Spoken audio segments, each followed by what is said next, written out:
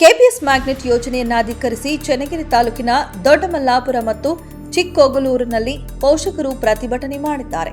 ರಾಜ್ಯ ಸರ್ಕಾರ KPS magnet ಯೋಜನೆ ಹೆಸರಿನಲ್ಲಿ 40,000ಕ್ಕೂ ಅಧಿಕ ಸರ್ಕಾರಿ ಶಾಲೆಗಳನ್ನು ಮುಚ್ಚುತ್ತಿದೆ. ಶಾಲೆಗಳ ವಿಲೀನೀಕರಣ ಎಂಬ ಹೆಸರಿನಲ್ಲಿ 5 ಕಿಲೋಮೀಟರ್ ವ್ಯಾಪ್ತಿಯಲ್ಲಿ ಬರುವಂತಹ ಕನಿಷ್ಠ 7 ಶಾಲೆಗಳನ್ನು ಒಂದು ಮ್ಯಾಗ್ನೆಟ್ ಶಾಲೆಗೆ ವಿಲೀನ ಮಾಡುವ ಈ ನೀತಿಯು ದೊಡ್ಡ ಸಂಖ್ಯೆಯ ಬಡ ವಿದ್ಯಾರ್ಥಿಗಳನ್ನು ಶಿಕ್ಷಣದಿಂದ ವಂಚಿತರನ್ನಾಗಿಸುತ್ತದೆ. ಅಕ್ಟೋಬರ್ 15ರ ಸರ್ಕಾರದ ನಡವಳಿಯಂತೆ 2025, 2026 ಮತ್ತು 2027ನೇ ಸಾಲಿನಲ್ಲಿ ಈ ಕೆಪಿಎಸ್ ಮ್ಯಾಗ್ನೆಟ್ ಶಾಲೆಗಳನ್ನು ಅನುಷ್ಠಾನ ಮಾಡಲಾಗುವುದು ಎಂದು ತಿಳಿಸಲಾಗಿದೆ. ಅಷ್ಟೇ ಅಲ್ಲದೆ ಮಾನ್ಯ ಶಿಕ್ಷಣ ಸಚಿವರು ಚಳಿಗಾಲ ಅಧಿವೇಶನದಲ್ಲಿ ಡಿಸೆಂಬರ್ 16ರಂದು ಹೇಳಿದರು, ನನ್ನ ರಕ್ತದಲ್ಲಿ ಕನ್ನಡ ಇದೆ, ನಾನು ಒಂದೇ ಒಂದು ಶಾಲೆಯನ್ನ ಮುಚ್ಚುವುದಿಲ್ಲವೆಂದು. ಆದರೆ ಡಿಸೆಂಬರ್ 30ರ ಆದೇಶ ಸ್ಪಷ್ಟವಾಗಿದೆ. ರಾಜ್ಯ ಆಯುವ್ಯಯ ಅನುದಾನ ಮತ್ತು ಏಷ್ಯನ್ ಡೆವಲಪ್ಮೆಂಟ್ ಬ್ಯಾಂಕ್ ಎಡಿಬಿ 2,500 ಕೋಟಿ ಸಾಲ ಯೋಜನೆ ಅಡಿ ಆಯ್ದ 500 ಕೆಪಿಎಸ್ ಶಾಲೆಗಳನ್ನು ಮ್ಯಾಗ್ನೆಟ್ ಶಾಲೆಗಳಾಗಿ ಉನ್ನತೀಕರಿಸುತ್ತವೆ ಎಂದು ಆದೇಶ ಸ್ಪಷ್ಟವಾಗಿ ಹೇಳುತ್ತದೆ ಮತ್ತು ಕೆಆರ್ಡಿಬಿ 200 ಮ್ಯಾಗ್ನೆಟ್ ಮತ್ತು ಕೆಎಂಇಆರ್ಸಿ 100 ಮ್ಯಾಗ್ನೆಟ್ ಶಾಲೆಗೆ ಒಟ್ಟು 700 ಕೋಟಿ ಅಭಿವೃದ್ಧಿ ಹಣವನ್ನು ಬಳಸಿಕೊಂಡು ಶಾಲೆಗಳನ್ನು ಉನ್ನತೀಕರಿಸಲಾಗುವುದು ಎಂದು ಹೇಳಿದೆ. ಅಷ್ಟೇ ಅಲ್ಲದೆ 113 ಮ್ಯಾಗ್ನೆಟ್ ಶಾಲೆಗೆ ಇನ್ಫೋಸಿಸ್ ಕಂಪನಿ 685.57 ಕೋಟಿ ಹೂಡಿಕೆ ಮಾಡಲು ಘೋಷಿಸಿದೆ. ದೊಡ್ಡ ದೊಡ್ಡ ಕಂಪನಿಗಳು ಕೂಡ ಶಾಲೆಗಳಿಗೆ ಹೂಡಿಕೆದಾರರಾಗಿ ಶಾಲೆಗಳನ್ನು ಮುಂದಿನ ದಿನದಲ್ಲಿ ಅಭಿವೃದ್ಧಿಯ ಹೆಸರಿನಲ್ಲಿ ಖಾಸಗೀಕರಣ ಮಾಡುವಂತೆ ಅಡಿಪಾಯ ಸರ್ಕಾರ ಹಾಕುತ್ತಿದೆ. ಅದಕ್ಕೆ ಈ ಆದೇಶ ಸ್ಪಷ್ಟವಾಗಿ ಹೇಳುವುದು ಸುಧಾರಿತ ನಿರ್ವಹಣೆ ಅಗತ್ಯ, ಧನ ಸಹಾಯ, ಶಾಲಾ ನಿರ್ವಹಣೆಯನ್ನ ಹೊರಗುತ್ತಿಗೆ ಮಾಡಲಾಗುವುದು ಮತ್ತು ಶಾಲೆಗಳು ಸ್ವಂತ ಮೂಲದಿಂದ ಆದಾಯವನ್ನ ಸಂಗ್ರಹಿಸುವುದು. ಈ ಪ್ರಕಾರ ಸರ್ಕಾರವು ಮುಂದಿನ ದಿನಗಳಲ್ಲಿ ಈ ಶಾಲೆಗಳನ್ನು ನೋಡಿಕೊಳ್ಳುವುದಿಲ್ಲ. ಯಾವ ಕಂಪನಿಗೆ ಈ ಶಾಲೆಗಳನ್ನು ಹೊರಗುತ್ತಿಗೆ ಕೊಟ್ಟಿರುತ್ತಾರೋ ಆ ಕಂಪನಿ ನೋಡಿಕೊಳ್ಳುತ್ತೆ. ಮ್ಯಾಗ್ನೆಟ್ ಶಾಲೆಗಳು ಅಮೆರಿಕನ್ ಮಾದರಿಯ ಶಾಲೆಗಳು. ಅಮೆರಿಕಾದಲ್ಲಿ ಸರ್ಕಾರಿ ಶಾಲೆಗಳಿಗೆ ಬೀಗ ಹಾಕಿ ದೊಡ್ಡ ಸಂಖ್ಯೆಯ ಬಡವರ ಮಕ್ಕಳು ಅಲ್ಲಿ ಶಿಕ್ಷಣದಿಂದ ದೂರ ಉಳಿದಿದ್ದಾರೆ. ಅದೇ ರೀತಿ ಭಾರತದಲ್ಲೂ ಕೂಡ ಖಾಸಗಿ ಕಂಪನಿಗಳಿಗೆ ಶಿಕ್ಷಣ ಕ್ಷೇತ್ರವನ್ನು ಬಿಟ್ಟುಕೊಡಲು ಸರ್ಕಾರಗಳು ನಿರ್ಧರಿಸಿದೆ. ಅಷ್ಟೇ ಅಲ್ಲದೆ ಶಾಲೆಗಳಲ್ಲಿ 6ನೇ ತರಗತಿಯಿಂದ ಕೌಶಲ್ಯಾಭಿವೃದ್ಧಿ ಹೆಸರಿನಲ್ಲಿ ಸ್ಕಿಲ್ ಅಟ್ ಸ್ಕೂಲ್ ಮತ್ತು ಆನ್ ವೈಲ್ ಲರ್ನಿಂಗ್ ಅನುಷ್ಠಾನ ಮಾಡಲಿದೆ. ಶಾಲೆಗಳಲ್ಲಿ ಅಡಿಕೆ ಸುಲಿಯುವುದು, ಹತ್ತಿ ಬಿಡಿಸುವುದು, ಎಲೆಕ್ಟ್ರಿಕಲ್ ಕೆಲಸ, ಪ್ಲಂಬರ್ ಕೆಲಸ, ಟೈಲರಿಂಗ್ ಕೆಲಸ ಈ ರೀತಿ ಕೌಶಲ್ಯವನ್ನು ಶಾಲೆಗಳಲ್ಲಿ ಕಲಿಸಲಾಗುವುದು ಎಂದು ಶಿಕ್ಷಣ ಸಚಿವರಾದ ಮಧು ಬಂಗಾರಪ್ಪ ಅವರು ಹೇಳುತ್ತಿದ್ದಾರೆ. ಆರ್ಟಿಫಿಷಿಯಲ್ ಇಂಟೆಲಿಜೆನ್ಸಿಯ ಕಾಲದಲ್ಲಿ ಶ್ರೀಮಂತರ ಮಕ್ಕಳು ಗಣಿತ ವಿಜ್ಞಾನದ ವಿಷಯಗಳನ್ನು ಕಲಿತರೆ ವೃತ್ತಿ ಶಿಕ್ಷಣದ ಹೆಸರಿನಲ್ಲಿ ಬಡವರ ಮಕ್ಕಳನ್ನ ಅಗ್ಗದ ಕಾರ್ಮಿಕರನ್ನಾಗಿಸಲು ಸರ್ಕಾರವು ಸಂಚು ರೂಪಿಸಿದೆ. ಸರ್ಕಾರಿ ಶಾಲೆಯಲ್ಲಿ ಓದುವ ಬಡವರ ಮಕ್ಕಳಲ್ಲಿ ಒಬ್ಬ ವೈದ್ಯನಾಗುವ, ಎಂಜಿನಿಯರ್ ಆಗುವ ಅಥವಾ ಶಿಕ್ಷಕ ಅಥವಾ ಉನ್ನತ ಹುದ್ದೆಗೇರುವ ಯಾವ ಯೋಜನೆಯೂ ಕೂಡ ಸುಳಿಯದಂತೆ ತಳ ಹಂತದಿಂದಲೇ ಆ ಮಗುವಿನ ಶೈಕ್ಷಣಿಕ ಗುಣಮಟ್ಟವನ್ನು ಕಡಿತಗೊಳಿಸುವ ಹುನ್ನಾರ ಇದಾಗಿದೆ. 150 ವರ್ಷಗಳ ಹಿಂದೆಯೇ ಈಶ್ವರ್ ಚಂದ್ರ ವಿದ್ಯಾಸಾಗರ್ ವೈಜ್ಞಾನಿಕ ಶಿಕ್ಷಣಕ್ಕೆ ಒತ್ತು ನೀಡಿದ್ರು. ವಿಜ್ಞಾನ, ಗಣಿತಶಾಸ್ತ್ರ, ಅರ್ಥಶಾಸ್ತ್ರ, ರಾಸಾಯನಶಾಸ್ತ್ರ, ಭೌತಶಾಸ್ತ್ರವನ್ನ ಮಕ್ಕಳು ಕಲಿಯಬೇಕು, ತಾರ್ಕಿಕ ಆಲೋಚನೆಯನ್ನ ಹೊಂದಬೇಕು ಎಂದು ಪ್ರತಿಪಾದಿಸಿದರು. ಮತ್ತು ಸಾವಿತ್ರಿಬಾಯಿ ಫುಲೆ, ಜ್ಯೋತಿಬಾ ಫುಲೆ ಶಿಕ್ಷಣಕ್ಕಾಗಿ, ಸಮಾಜದ ಸುಧಾರಣೆಗಾಗಿ ಅವಿರತ ಶ್ರಮ ಪಟ್ಟರು. ಕೇವಲ 18 ಮಕ್ಕಳಿಗೆ ಮೊದಲ ಶಾಲೆಯನ್ನ ತೆರೆದರು. ಆದರೆ ಕರ್ನಾಟಕ ರಾಜ್ಯ ಸರ್ಕಾರವು ಈ ಎಲ್ಲಾ ಮಹಾನ್ ವ್ಯಕ್ತಿಗಳ ಆಶಯಗಳನ್ನು ಗಾಳಿಗೆ ತೂರಿ ಶಿಕ್ಷಣ ಸಂಸ್ಥೆಗಳನ್ನು ಕಾರ್ಪೊರೇಟ್ ಕಂಪನಿಗಳಿಗೆ ದಾನ ಮಾಡಲು ನಿಂತಿದೆ. ಈ ಮೂಲಕ ಬಡವರ ಮಕ್ಕಳ ಶಿಕ್ಷಣವನ್ನ ಕಸಿಯುತ್ತಿವೆ. ಒಂದು ಕಡೆ ಬಾಲಕಾರ್ಮಿಕರನ್ನ ನಿಷೇಧಿಸಿ ಇನ್ನೊಂದು ಕಡೆ ಶಾಲೆಗಳಲ್ಲಿ ಬಾಲಕಾರ್ಮಿಕರನ್ನ ಕಾನೂನುಬದ್ಧ ಮಾಡುತ್ತಿದೆ. ಕಲಿಯುವಾಗ ಮಕ್ಕಳು ದುಡಿಯಬೇಕಂತೆ. ಇದು ಈ ಸರ್ಕಾರದ ನೀತಿ. ಒಟ್ಟಾರೆಯಾಗಿ ಬಡವರ ಮಕ್ಕಳು ಕೂಲಿ ಮಾಡುವಂತಹ ನೀತಿಯನ್ನ ಜಾರಿಗೊಳಿಸುತ್ತಿದ್ದಾರೆ.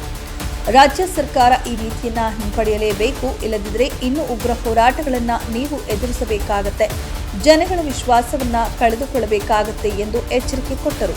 ಈ ಕರಾಳ ನೀತಿಯ ವಿರುದ್ಧ ಎಐಡಿಎಸ್ ಹಳ್ಳಿಗಳಲ್ಲಿ ಹೋರಾಟವನ್ನ ಬೆಳೆಸುತ್ತಿದೆ.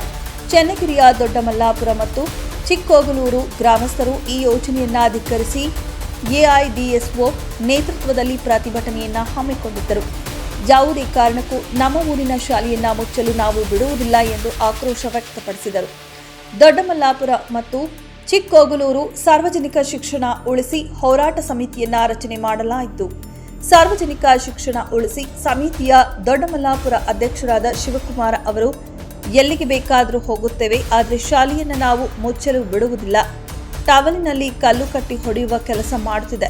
ಯಾವ ರೀತಿ ಕೆಪಿಟಿಸಿಎಲ್ ಮತ್ತು ಬೆಸ್ಕಾಂ ಖಾಸಗೀಕರಣ ಮಾಡಿದ್ರು ಅದೇ ರೀತಿ ಶಿಕ್ಷಣ ಖಾಸಗೀಕರಣ ಮಾಡಲು ಸರ್ಕಾರ ಮುಂದಾಗಿದೆ. ಮೊದಲಿಗೆ ಎಲ್ಲ ಉಚಿತ ಅಂತ ಹೇಳಿ ಹಿಂಬಾಗಿಲಿನಿಂದ ಸರ್ಕಾರಿ ಶಾಲೆ ಮುಚ್ಚುವ ಹುನ್ನಾರ ಇದಾಗಿದೆ ಎಂದು ಆಕ್ರೋಶ ವ್ಯಕ್ತಪಡಿಸಿದರು.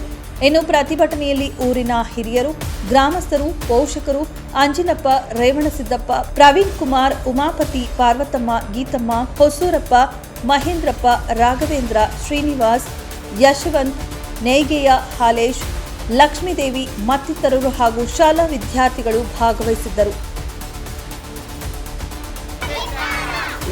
ಒಂದು ಸರ್ಕಾರಿ ಶಾಲೆಗಳನ್ನು ಮುಚ್ಚಲು ಬಿಡುವುದಿಲ್ಲ.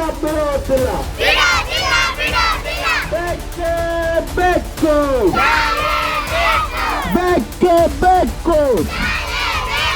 ನಮ್ಮೂರ ಶಾಲೆ ನಮ್ಮ ಹಕ್ಕು. ಸರ್ಕಾರಿ ಶಾಲೆಗಳು ನಮ್ಮ ಹಕ್ಕು. ರಾಜ್ಯದಲ್ಲಿ ಒಂದೇ ಒಂದು ಸರ್ಕಾರಿ ಶಾಲೆಯನ್ನು ಮುಚ್ಚಲು ಬಿಡುವುದಿಲ್ಲ. ಸಾವಿತ್ರಿ ಬಾಪು ದೇಶದಲ್ಲಿ ಒಂದೇ ಒಂದು ಸರ್ಕಾರಿ ಶಾಲೆಯನ್ನು ಮುಚ್ಚಲು ಬಿಡುವುದಿಲ್ಲ. ಬೇಕೇ ಬೇಕು.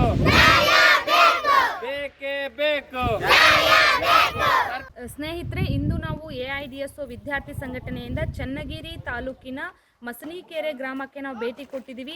ಇಲ್ಲಿ ಕೇವಲ 2 ಮಕ್ಕಳು ಮಾತ್ರ ಓದ್ತಾ ಇರೋದು. ಇಲ್ಲಿ 2 ಮಕ್ಕಳು ಇರೋದಕ್ಕೆ ಕಾರಣ ಏನಪ್ಪ ಅಂತ ಹೇಳಿದ್ರೆ, ಅವ್ರಿಗೆ ಇಬ್ರಿಗೂ ಕೂಡ ಆಧಾರ್ ಕಾರ್ಡ್ ಇಲ್ಲ. ಸೊ ಹಾಗಾಗಿ ಆ ಮಕ್ಕಳು ಇಲ್ಲೇ ಉಳ್ಕೊಂಡಿದ್ದಾರೆ. ಪ್ರೈವೇಟ್ನವ್ರಂತೂ ಅಡ್ಮಿಷನ್ ತೊಗೊಳೋದಿಲ್ಲ. ಸೊ ಫೈನಲಿ ಇವರಿಬ್ಬರು ಪೇರೆಂಟ್ಸು ಕೂಡ ಅಡಿಕೆ ಸುಲಿಯಕ್ಕೆ ಹೋಗ್ತಾರೆ. ಇಫ್ ಇನ್ ಕೇಸ್ ಈ KPS ಮ್ಯಾಗ್ನೆಟ್ ಪಾಲಿಸಿ ಇಂಪ್ಲಿಮೆಂಟ್ ಆಯಿತು ಅಂತ ಹೇಳಿದ್ರೆ ಹೆಂಗೆ ಓದ್ತಾರ ಆ ಮಕ್ಕಳು? ಒಂದು ಮಗುದು 5ನೇ ಕ್ಲಾಸ್ ಮುಗಿಯುತ್ತೆ. ಸೊ ಅವರು ಮೈಗ್ರೇಟ್ ಆಗಬೇಕು, ಬೇರೆ ಶಾಲೆಗೆ ಹೋಗಬೇಕು. ಅಷ್ಟೇ ಅಲ್ಲ, ಇನ್ನೊಂದು ಅವ್ರಿಗಿನ್ನ ಚಿಕ್ಕವರಿದ್ದಾರೆ. ಆ ಒಂದು ಮಗುಗೋಸ್ಕರ ಶಾಲೆನ ಇಲ್ಲ ಅಂತ ಹೇಳಿದ್ರೆ ಆ ಮಗು ಏನು ಮಾಡುತ್ತೆ? ಅವ್ರ ತಂದೆ ತಾಯಿಗಳ ಜೊತೆಗೆ ಮತ್ತೆ ಅಡಿಕೆ ಸುಲಿಯಕ್ಕೆ ಹೋಗಬೇಕಾಗತ್ತೆ. ಇಲ್ಲಿ ಬಹುತೇಕ ಅಡಿಕೆ ಇರೋದ್ರಿಂದ ಅಡಿಕೆ ಸುಲಿಯ ಕಾರ್ಮಿಕರೇ ಭಾಳ ಜನ ಇರೋದು. ಆ ಮಕ್ಕಳಿಗೆ 213 ಶಾಲೆ KPS ಮ್ಯಾಗ್ನೆಟ್ ಯೋಜನೆ ಅಡಿನಲ್ಲಿ ಶಾಲೆಗಳು ಮುಚ್ಚೋಯ್ತು ಅಂತ ಹೇಳಿದ್ರೆ ಆ ಮಕ್ಕಳಿಗೆ ಶಿಕ್ಷಣ ಸಿಗಲ್ಲ. ಮಧು ಬಂಗಾರಪ್ಪರು ಬಾಯಲ್ಲಿ ಮಾತ್ರ ಹೇಳ್ತಿದ್ರೆ ಫ್ರೀ ಎಜುಕೇಷನ್ನು, ಫ್ರೀ ಬಸ್ಸು ಅಂಥೇಳಿ. ಆದೇಶ ದಯವಿಟ್ಟು ಸ್ವಾಮಿ, ಆದೇಶದಲ್ಲಿ ಏನು ಹೇಳ್ತಿದ್ದೀರಾ ನೀವು? ಈ ಮ್ಯಾಗ್ನೆಟ್ ಶಾಲೆಗಳನ್ನು ನೀವು ಹೊರಗುತ್ತಿಗೆ ಕೊಡ್ತಾ ಇದ್ದೀರಾ. ಫ್ರೀ ಬಸ್ ಇಲ್ಲ, ಅದ್ರ ಬದಲು SDMC ಅವ್ರು ನೋಡ್ಕೋಬೇಕಂತ ಹೇಳ್ತಿದ್ದೀರಾ. ಈ ಅಡಿಕೆ ಸುಲಿಯೋರ ಮಕ್ಕಳು ಹೆಂಗೆ ರೀ ಬಸ್ಸಿಗೆ ವ್ಯವಸ್ಥೆ ಮಾಡೋಕ್ಕಾಗತ್ತೆ? 4 ಕಿಲೋಮೀಟ್ರ್ ಹೋಗ್ಬೇಕು, ಮಸನೀಕೆರೆ ಕ್ರಾಸ್ಗೆ ಹೋಗಿ ಅಲ್ಲಿಂದ ತಾವರೆಕೆರೆಗೆ ಹೋಗಬೇಕು. ಹೆಂಗೆ ಹೋಗ್ತಾರ ಮಕ್ಕಳು? ಫೈನಲಿ ಆ ಮಗು ಈ ಶಾಲೆ ಮ್ಯಾಗ್ನೆಟ್ ಹೆಸರಿನಲ್ಲಿ ಮುಂದಿನ ವರ್ಷ ಮುಚ್ಚೋಯ್ತು ಅಂತ ಹೇಳಿದ್ರೆ, ತಾವರೆಕೆರೆಗೆ ಸೇರ್ಪಡೆ ಆಯಿತು ಅಂತ ಹೇಳಿದ್ರೆ ಖಂಡಿತ ಈ ಒಂದು ಮಗುಗೆ ಶಿಕ್ಷಣ ಸಿಗಲ್ಲ. ನೀವು ಹೇಳ್ತಿದ್ರೆ ಒಂದೇ ಮಗು ಇದ್ರನ್ನ ಶಾಲೆ ಮುಚ್ಚಲ್ಲ ಅಂತ ಹೇಳಿ, ಆದರೆ ನೀವು ಆದೇಶ ಯಾಕೆ ವಾಪಸ್ ತೊಗೊತಿಲ್ಲ? ನಿಮ್ಮ ರಕ್ತದಲ್ಲಿ ನಿಜವಾಗ್ಲೂ ಕನ್ನಡ ಇತ್ತು ಅಂತ ಹೇಳಿದ್ರೆ ಆದೇಶ ವಾಪಸ್ ತಗೊಳ್ಳಿ.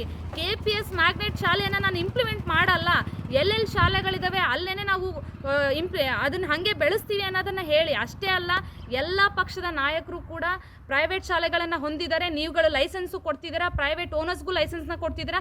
ಫಸ್ಟ್ ಅದಕ್ಕೆ ಕಡಿವಾಣ ಹಾಕಿ ಸರ್ಕಾರಿ ಶಾಲೆಗಳನ್ನ ಬೆಳೆಸಿ KPS ಮ್ಯಾಗ್ನೆಟ್ ಯೋಜನೆಯನ್ನು ವಾಪಸ್ ಮಾಡಿ ಅಂತ ನಾವು ಹೋರಾಟ ಮಾಡ್ತಾ ಇದ್ದೀವಿ. ಸರ್ಕಾರ ಇವತ್ತೇನು ಮ್ಯಾಗ್ನೆಟ್ ಶಾಲೆ ಅಂದರೆ ಶಾಲೆಗಳನ್ನು, ಸರ್ಕಾರಿ ಶಾಲೆಗಳನ್ನು ಒಗ್ಗೂಡಿಸಲಿಕ್ಕೆ ಖಾಸಗೀಕರಣ ಮಾಡ್ತಕ್ಕಂಥ ವ್ಯವಸ್ಥೆಗೆ ಕೈ ಹಾಕಿದೆ.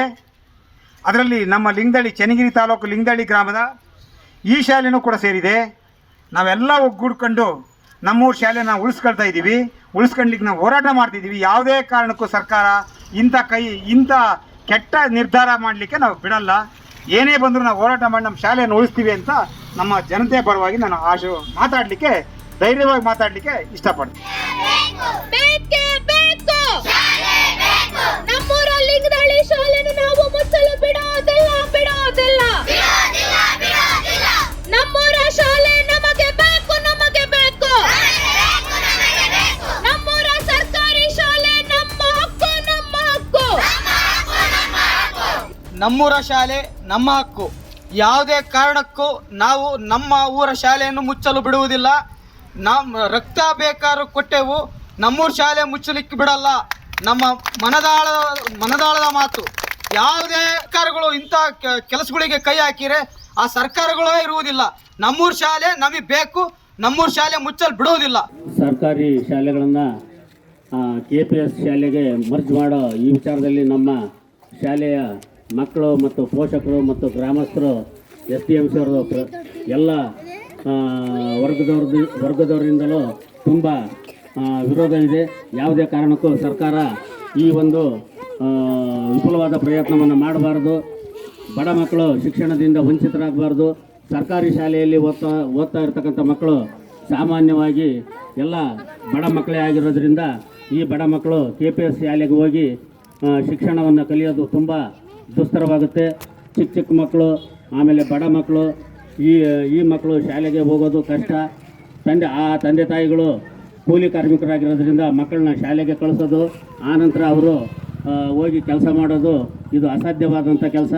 ಈ ನಿಟ್ಟಿನಲ್ಲಿ ಏನಾದರೂ ಸರ್ಕಾರಿ ಶಾಲೆಗಳನ್ನು ಮುಚ್ಚೋ ಕೆಲಸಕ್ಕೆ ಕೈ ಹಾಕಿದರೆ ಈ ಮುಂದಿನ ದಿನಗಳಲ್ಲಿ SDMC ಅವರು, ಪೋಷಕರು, ಗ್ರಾಮಸ್ಥರು ಸೇರಿ ನಾವು ಉಗ್ರವಾದ ಹೋರಾಟವನ್ನು ನಡೆಸ್ತೇವೆ. ನಮ್ಮ ಶಾಲೆಯನ್ನು ನಾವು ಉಳಿಸ್ಕೊಳ್ಳೋದಕ್ಕೆ ಯಾವ ಮಟ್ಟಕ್ಕೆ ಬೇಕಾದರೂ ಹೋರಾಟವನ್ನು ಮಾಡ್ತೇವೆ.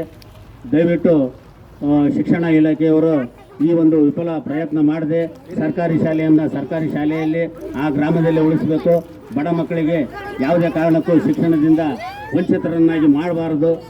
ಶಿಕ್ಷಣ ಪ್ರತಿಯೊಬ್ಬನ ಮೂಲಭೂತ ಹಕ್ಕಾಗಿರೋದ್ರಿಂದ ಸಂವಿಧಾನದಲ್ಲಿ ಪ್ರತಿಯೊಬ್ಬರೂ ಸಹ ಶೈಕ್ಷಣಿಕ ಹಕ್ಕನ್ನು ಪಡೆದಿರೋದ್ರಿಂದ ಈ ಕೆಲವು ಪಟ್ಟಭದ್ರ ಹಿತಾಸಕ್ತಿಗಳು ಶಿಕ್ಷಣದಿಂದ ನಮ್ಮ ಮಕ್ಕಳನ್ನ ವಂಚಿತರನ್ನಾಗಿ ಮಾಡೋದಾದರೆ ಮುಂದಿನ ದಿನಗಳಲ್ಲಿ ನಾವು ಉಗ್ರವಾದ ಹೋರಾಟ ಮಾಡಿ ನಮ್ಮ ಗ್ರಾಮದಲ್ಲಿ ನಮ್ಮ ಶಾಲೆಯನ್ನು ಉಳಿಸ್ತೀವಿ ಅಂತ ಈ ಮೂಲಕ ನಾನು ಹೇಳ್ತೇನೆ.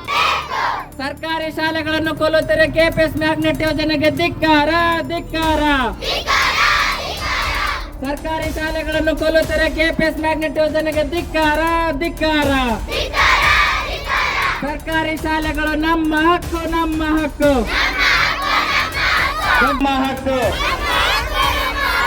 ಸರ್ಕಾರಿ ಶಾಲೆಗಳು ನಮ್ಮ ಹಕ್ಕು. ಬೈನಹಳ್ಳಿ ಸರ್ಕಾರಿ ಶಾಲೆಯನ್ನು ಯಾವುದೇ ಕಾರಣಕ್ಕೆ ಮುಚ್ಚಲು ಬಿಡುವುದಿಲ್ಲ. ಬೈನಹಳ್ಳಿ ಸರ್ಕಾರಿ ಶಾಲೆಯನ್ನು ಮುಚ್ಚಲು ಬಿಡುವುದಿಲ್ಲ.